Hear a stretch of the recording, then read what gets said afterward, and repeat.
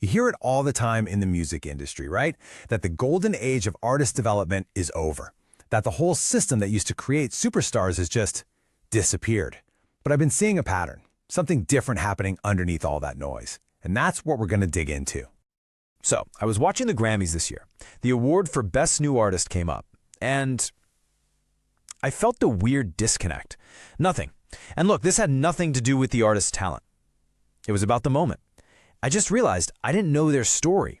There wasn't that build-up, that narrative that makes a debut feel like a real event. And it turns out I wasn't the only one feeling that way. A little while later, I heard Neo say this, and it just hit the nail on the head. He was talking about how the industry used to be in the business of building careers, not just chasing a quick hit. His point is, yeah, the door is wide open for anyone to get in, but the support system that was supposed to build something that lasts, that's gone. To really get what's changed, we have to understand what we lost. So what exactly was this missing machinery that people are talking about? What did it even do? Well, it was a very deliberate, very hands-on process.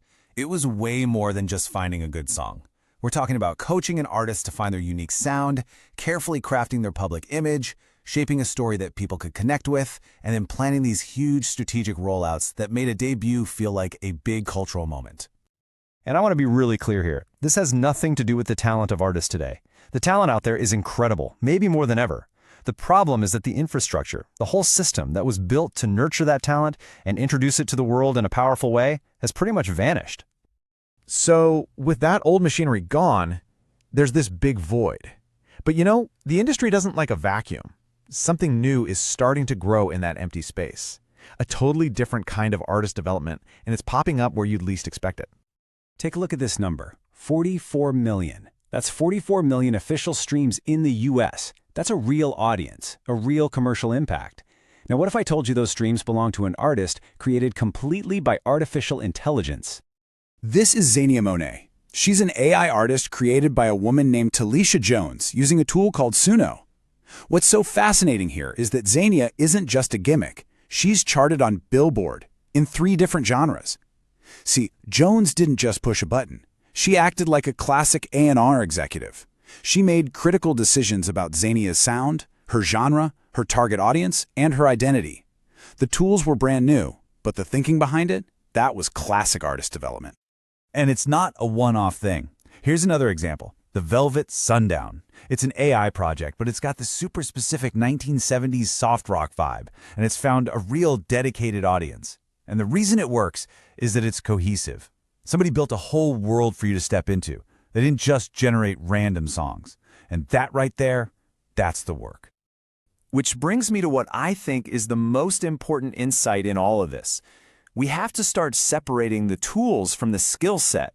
The tech is changing like crazy, but the strategic thinking you need to build something that actually means something, that hasn't changed at all.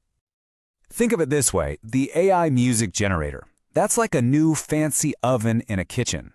But the oven itself can't cook a 5-star meal. You still need the chef. You need their expertise, their taste, their ability to combine ingredients, to tell a story with food. That's the skill set. That's the part that's human.